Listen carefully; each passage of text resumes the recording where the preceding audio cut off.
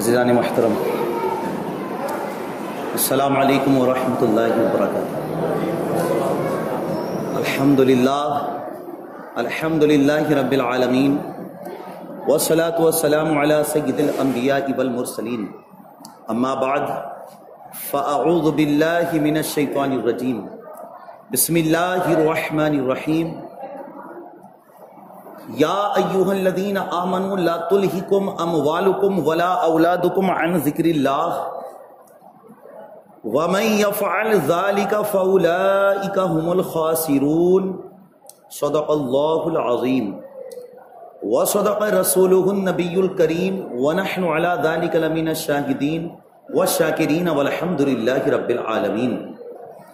تمام عاشقان مصطفیٰ سے گزارش ہے بلند آواز کے ساتھ اپنے آقا و مولا حضور تاجدار بطحا احمد مجتبی جناب محمد مصطفیٰ صلی اللہ علیہ وسلم کی مقدس بارگاہ میں بلند آواز کے ساتھ پڑھیں، اللہم صلی علی سیدنا و مولانا محمد مبارک وسلم، صلو علیہ صلاۃ و سلام علیک یا رسول اللہ وعلی آلک و اصحابک یا حبیب اللہ صلی اللہ تعالی علیہ وسلم۔ عزیزان محترم، آج الحمدللہ جمعہ کا مبارک دن ہے اور ماشاءاللہ پیروں کے پیر پیران پیر حضور غوث اعظم دستگیر حضرت سیدنا شیخ عبد القادر جیلانی علیہ الرحمت و رضوان کی 11ویں شریف بھی آج ہی ہے، تو آپ فاتحہ میں بھی شرکت کیجیے گا اور گزارش ہے کہ ان کے نقش قدم پر چلنے کا بھی اپنے اندر تہیہ پیدا کیجیے گا۔ چند سوالات ہیں، کچھ سوال جو میرے ذہن میں آئے میں آپ سے ضرور کروں گا اور گزارش کروں گا کہ جوابات بھی آپ عطا فرمائیں گے۔ آج ہمارے دل میں بڑی تمنا ہوتی ہے کہ ہم جو ہے کسی بڑے افسر کے قریب ہو جائیں یا اس کے بہت بڑے خلیفہ بن جائیں، ایسا سسٹم ہوتا ہے دنیا میں، ہے نا؟ یا کچھ لوگ جو دین سے تعلق رکھتے ہیں ان کا یہ سسٹم ہو جاتا ہے کہ کسی پیر صاحب سے ان کو خلافت حاصل ہو جائے۔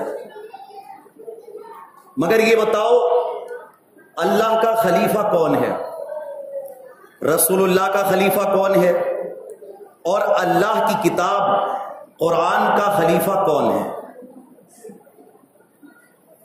اللہ کا خلیفہ، اللہ کے رسول کا خلیفہ اور اللہ کی کتاب کا خلیفہ، یعنی قرآن کریم کا خلیفہ۔ بات جو ہے نا ایسے زیادہ ذہن میں آئے گی، اس لیے میں چاہتا ہوں کہ ہمیں اس کی اہمیت کا پتہ چلے۔ دیکھو جی، ہم سب جانتے ہیں کہ ہم جن پیر و مرشد کے غلام ہیں ان کے خلیفہ بھی ہوتے ہیں، یا جو ہمارے پیر و مرشد ہیں وہ کسی نہ کسی کے خلیفہ ہوتے ہیں اور ان کا بڑا مقام ہوتا ہے۔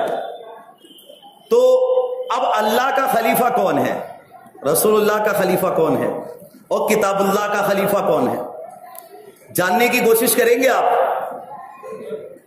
اچھا، ان میں سے آپ میں سے بھی کوئی بن سکتا ہے، اللہ کا خلیفہ آپ میں سے بھی کوئی بھی بن سکتا ہے، پیارے آقا کا بھی خلیفہ بن سکتا ہے اور اللہ کی کتاب کا خلیفہ بھی بن سکتا ہے۔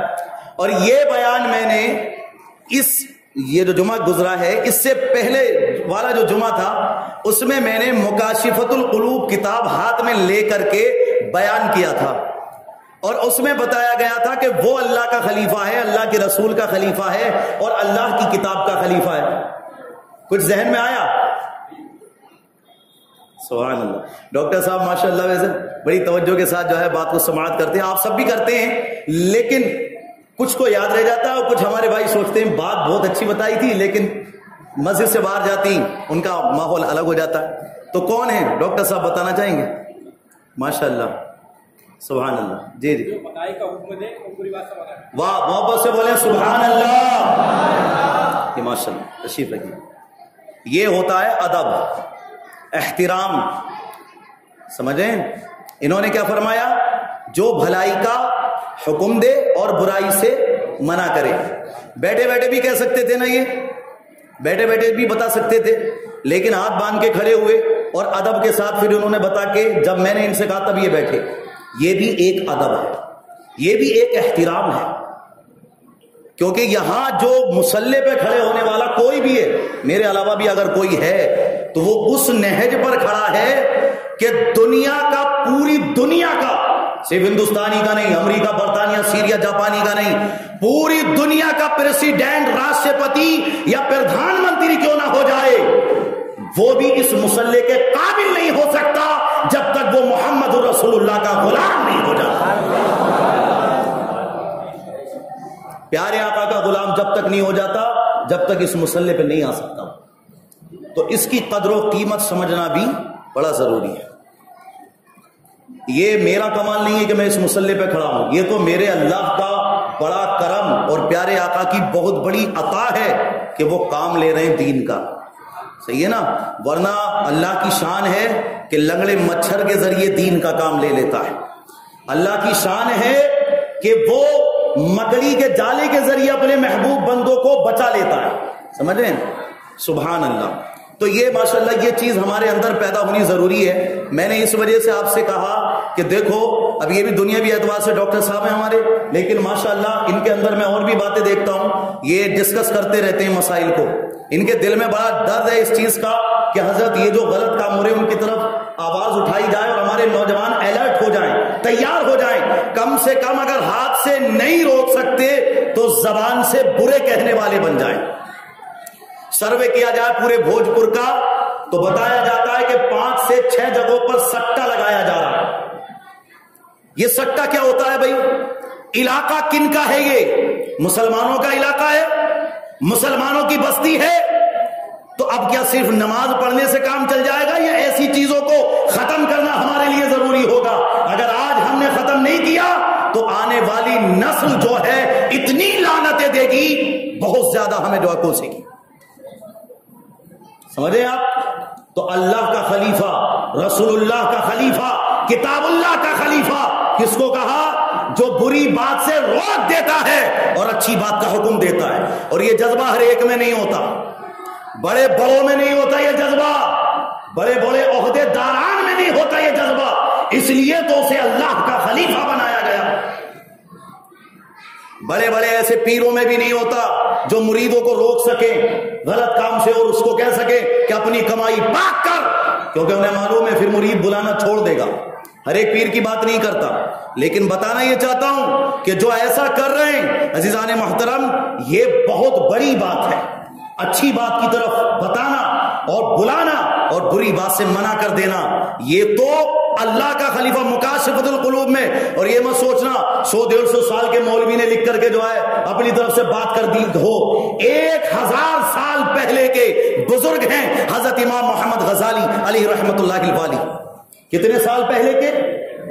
1000۔ حضور خواجہ غریب نواز علیہ الرحمہ سے پہلے کے بزرگ ہیں، حضور غوث پاک سے پہلے کے، یا ان کے درمیان غالباً اس کے راستے کو ملا سکتے ہیں کہ ان کے دور کے بزرگ ہیں، لیکن عزیزان محترم حضور خواجہ غریب نواز علیہ الرحمہ سے بھی پہلے کے بزرگ، انہوں نے اپنی کتاب میں لکھا مکاشفۃ القلوب میں کہ وہ انسان اللہ کا، اللہ کے رسول کا اور کتاب اللہ کا خلیفہ ہے جو لوگوں کو بھلائی کی بات بتاتا ہے اور بری بات سے منع کرتا ہے۔ کاش کہ یہ جذبہ ہر ایک میں پیدا ہو گیا ہوتا تو قسم اللہ کی مسلمانوں کا مال بچ جاتا، مسلمانوں کی بربادی ہونے سے بچ جاتی، مسلمانوں کا مال جو برباد ہو رہا ہے خرافات کے ذریعے وہ برباد نہ ہوتا۔ کاش کہ اگر ہر ایک میں جذبہ یہ پیدا ہو جاتا کہ جو کھڑے ہو کر کے کھا رہا ہو اسے ٹوکنے کا جذبہ ہو جاتا کہ بھائی کھڑے ہو کے مت کھا، بیٹھ کے کھا لے، اور جو شادیاں کرتے ہیں ان سے بھی یہ گزارشیں کرنے کا جذبہ ہو جاتا کہ ہم اپنے بیٹے کی بات لائیں گے لیکن تم بیٹھ کر کے کھانے کا انتظام کرنا۔ 20-25 نوجوان کو کھانے کے ٹیبل پر لگانا تو اللہ اکبر 2-2 کوئنٹل مرغا برباد نہ ہوتا اور ہزاروں روٹیاں زمین پر گری نظر نہیں آتی، رزق کی بربادی نہیں ہوتی اگر یہ جذبہ پیدا ہو گیا ہوتا تو۔ لیکن ٹوکیں گے ہم اپنے مفاد کے لیے، دین کے معاملات میں کوئی توجہ نہیں ہے۔ درد ہوتا ہے، درد سینے میں کہ ایک ایک لقمہ کتنا قیمتی ہوتا ہے، اس غریب سے جا کر کے پوچھو جس کو 50 روپے بھی جیب سے نکال کے ہم دینے کے جو ہے وفادار نہیں رہتے، اس سے پوچھو کیا ہوتی ہے ان پیسوں کی قیمت جو ہزاروں روپے مسلمانوں کے برباد ہو رہے ہیں۔ کاش کے اپنے عالموں کی اتنی عزت دی ہوتی کہ حضرت فیصلہ ہمارا کورٹ میں نہیں ہوگا، کچہری میں نہیں ہوگا، تم امام ہو ہمارے، ہم مقتدی ہیں تمہارے، یہ معاملہ ہے، قرآن تمہارے سامنے موجود ہے، شریعت تمہارے سامنے موجود ہے، اب سنو یہ بھی مسلمان ہے، میں بھی مسلمان ہوں، اگر میری بات غلط ہو تو قرآن کی روشنی میں مجھے حکم ارشاد فرما دو، اور اگر اس کی بات غلط ہو تو اسے سمجھا دو، ہم مر جائیں گے مگر شریعت کے خلاف کوئی کام نہیں کریں گے۔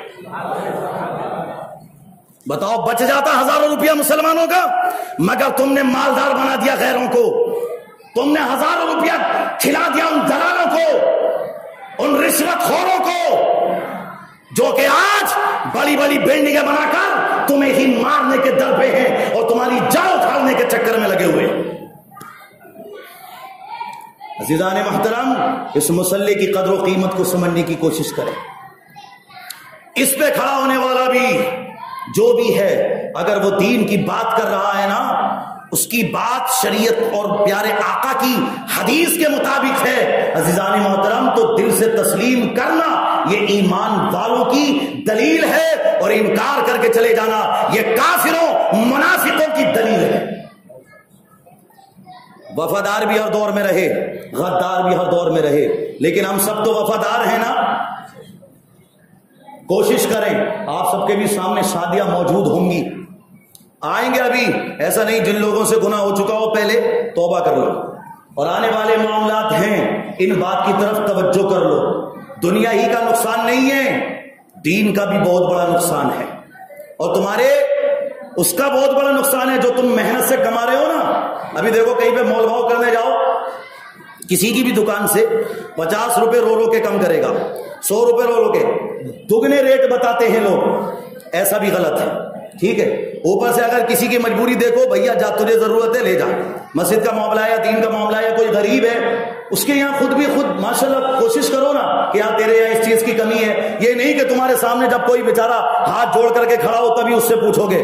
غور کرو محلے میں کون کون ہے جن کو ضرورت ہے، یہ ضرورتوں کو پہچانو اور ان چیزوں پہ جا کے اس کی مدد کرو۔ اللہ اکبر، اس غریب کے دل سے جو دعا نکلے گی نا، جس قدر درد کے ساتھ وہ دعا کرے گا، وہ درد تو نہ امام صاحب کی دعا میں ہو سکتا ہے اور نہ پیر صاحب کی دعا میں ہو سکتا ہے۔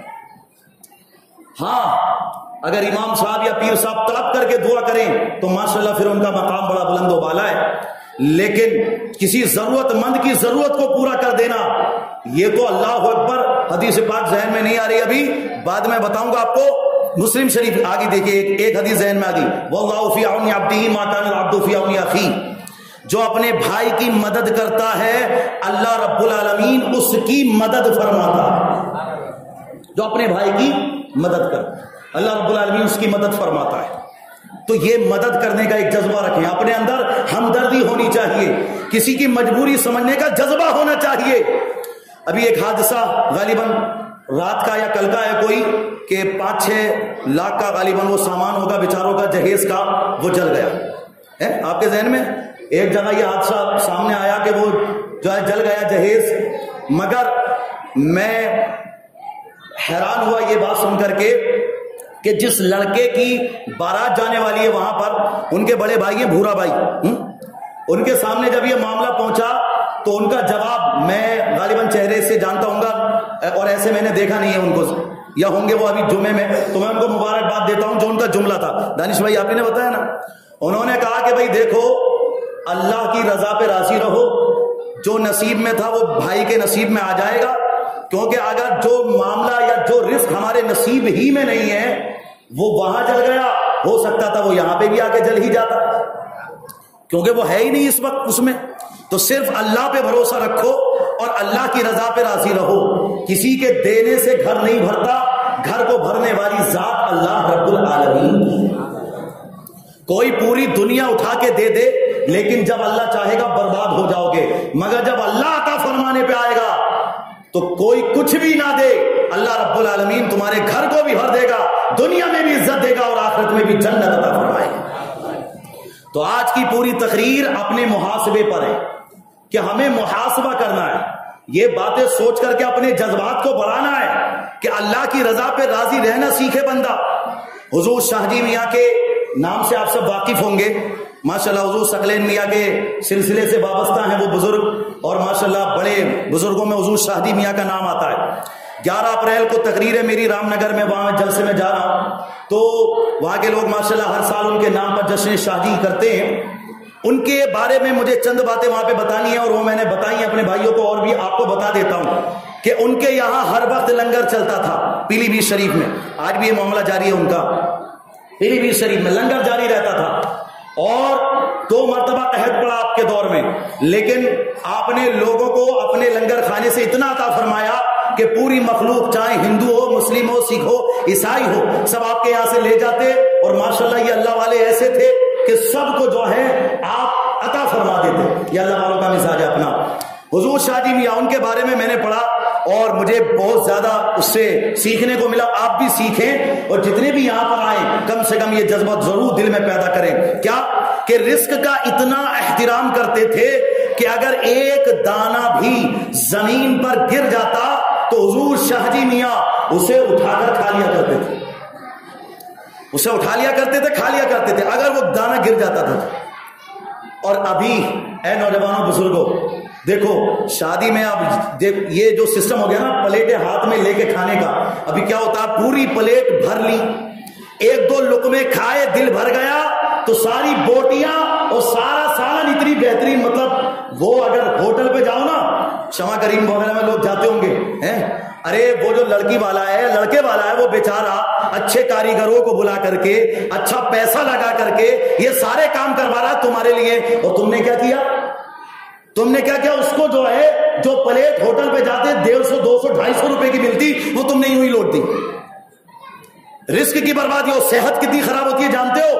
1 کلو کھانا اگر خراب ہوگا، 1 کلو کھانا، ڈاکٹر صاحب بیٹھے ہوئے ہیں، پوچھنا ان سے، یہ ریسرچ کر کے بتائیں گے آپ کو، 1 کلو کھانا جو خراب ہوگا وہ جو سڑتا ہے اس سے 4 کلو گیس ایسی بنتی ہے جو تمہاری صحت کو خراب کرتی، 4 کلو گیس، 1 کلو کھانا خراب ہونے پر 4 کلو گیس ایسی بنتی ہے جو پردوشن پھیلاتی ہے ماحول میں۔ کھڑے ہو کے پانی پی رہے ہیں، نقصانات ہیں اس کی بھی بہت بہت بڑے، ایسے نقصانات ہیں کہ پیارے آقا نے فرمایا یا رسول اللہ اگر بھولے سے بھی کوئی پی لے تو، فرمایا سنو اگر بھول کے بھی پی لو تو انگلی ڈال کے طے کر دو، الٹی کر دو۔ پانی پی لیا بھولے سے بھی کھڑے ہو کے تو کیا کرو؟ منہ میں انگلی ڈالو اور اس کو پلٹی کر دو۔ ارے یار بھولے سے پیا تھا بھائی، بھولے سے بھی پیا ہو تب بھی یہی حکم ہے۔ یہ ہمارا اسلام جو ہے نا سمجھنے کی ضرورت ہے، مجھے بھی اور آپ کو بھی۔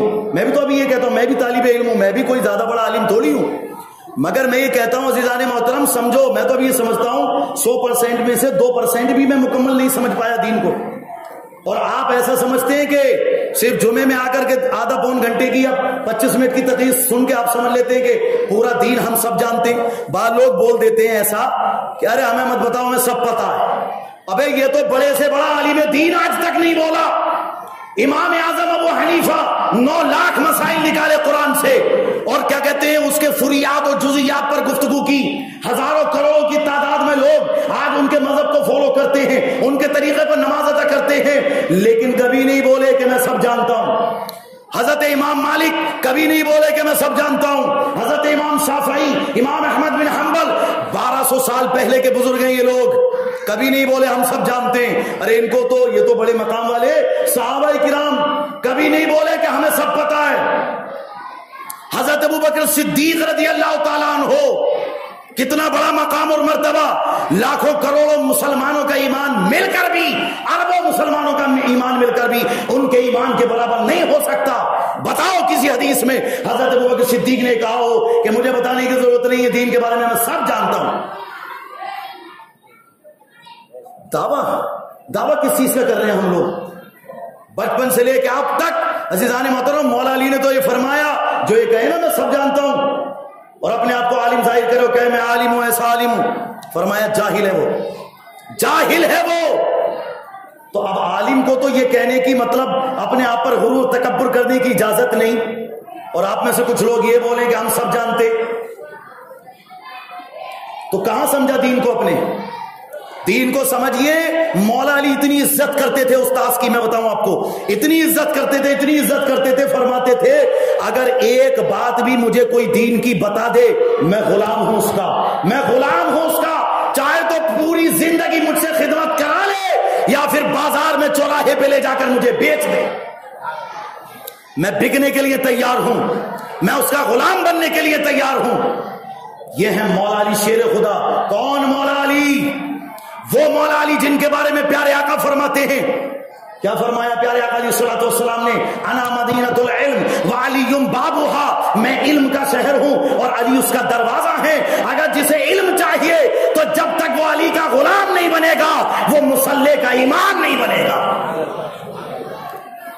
وہ ہے مولا علی شیر خدا، وہ حیدر کرار رضی اللہ تعالیٰ عنہ جنہیں اللہ کا شیر کہا گیا، جن کی طاقت کا عالم یہ تھا کہ وہ دروازہ جو 40 صحابہ سے ہلا تک نہیں، مولا علی نے ایک ہاتھ سے اکھاڑ کے پھینک دیا۔ وہ علی شیر خدا جو جنگ کے میدان میں جاتے تھے کافروں کے دل دہل جاتے تھے، اور وہ مولا علی شیر خدا کہ تیر چپ گیا، نماز کا وقت آ گیا، اتنی تکلیف تھی، ہاتھ لگانے نہیں دیتے لوگوں کو۔ لوگوں نے کہا سنو مولا علی کو تکلیف ہے، ابھی یہ تکلیف میں ہے، لیکن یہ جتنی بھی تکلیف میں ہو یہ علی نماز نہیں چھوڑے گا، علی کو نماز میں کھڑا ہونے دو، اس لیے کہ جب علی نماز میں کھڑا ہوتا ہے اسے اپنی خبر نہیں ہوتی، جب اپنی خبر نہیں ہوگی تو ہم اس کا تیر کھینچ لیں گے اور پھر وہ تیر نکل جائے گا۔ یہی ہوا، مولا علی شیر خدا نماز میں کھڑے ہوئے، وہی تیر جس کو ہاتھ لگانے نہیں دیتے تھے نماز میں کھڑا ہونے سے پہلے، وہی تیر لوگوں نے کھینچ لیا اور مولا علی نے نماز سکون سے مکمل فرما لی، سکون سے نماز مکمل فرما لی، بالکل درد کا احساس نہیں ہوا۔ یہ تھا مولا علی کا نماز کا طریقہ۔ کسی نے پوچھا اے علی کیا خدا کو دیکھا ہے تم نے؟ کیا خدا کو دیکھا ہے تم نے؟ مولا علی نے فرمایا رب کعبہ کی قسم ایک سجدہ کرتا ہوں اور اس وقت تک سجدے سے سر نہیں اٹھاتا جب تک رب کے جلووں کا دیدار نہیں کر لیتا۔ یہ ہے علی شیر خدا جو نماز میں رب کے جلووں کا دیدار کرتے ہیں۔ آپ تو جمعے میں بھی آ کے نماز میں اپنی دکانوں کا، مکانوں کا، بازاروں کا حساب لگانے بیٹھ جاتے۔ سمجھیے دین کو، مولا علی نے تبھی فرمایا تھا ساری دنیا سو رہی ہے، ساری دنیا سو رہی ہے۔ کسی نے پوچھا سو رہے ہیں تو پھر جاگیں گے کب؟ فرمایا جب موت آئے گی تو جاگ جائیں گے، موت آئے گی تو جاگ جائیں گے۔ اس لیے عزیزو پہلے ہی جاگ جاؤ۔ وہ علی شیر خدا جن کے بارے میں پیارے آقا نے فرمایا، کیا فرمایا کہ اگر میرے پاس پورے قرآن کا علم ہے، اور قرآن کا جو علم ہے وہ سارے قرآن کا علم سورہ فاتحہ میں موجود ہے، سورہ فاتحہ کا علم بسم اللہ الرحمن الرحیم میں موجود ہے، بسم اللہ الرحمن الرحیم کا سارا علم بسم اللہ کی با کے نقطے میں موجود ہے۔ اور پھر پیارے آقا نے فرمایا میرا علی وہ ہے جو نقطے کو بھی جانتا ہے، اس نقطے کو جانتا ہے۔ پورے قرآن کے اتنے بڑے عالم دین فرماتے ہیں سورہ فاتحہ کی تفسیر لکھنے بیٹھ جاؤں تو 18 اونٹ اس تفسیر کو اٹھانے سے عاجز آ جائیں۔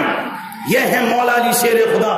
مگر کیا فرماتے ہیں ایک بات بتا دے کوئی مجھے دین کی، جبکہ ان کے در سے دین نکلا ہے، ان کے دربار سے دین نکلا ہے، ان کے صدقے میں ہم جیسے لوگ مصلی پہ امامت کر رہے ہیں، پوری دنیا میں عزت مل رہی ہے۔ وہ کیا کہتے ہیں صرف ایک بات کوئی دین کی بتا دے، غلام ہوں، چاہے تو پوری زندگی مجھ سے خدمت لے لے یا چوراہے پہ جا کے مجھے کسی کے ہاتھوں بیچ دے۔ تو ادب پیدا کیجئے علم کا بھی، اور دین کو بھی سیکھنے کی ضرورت ہے۔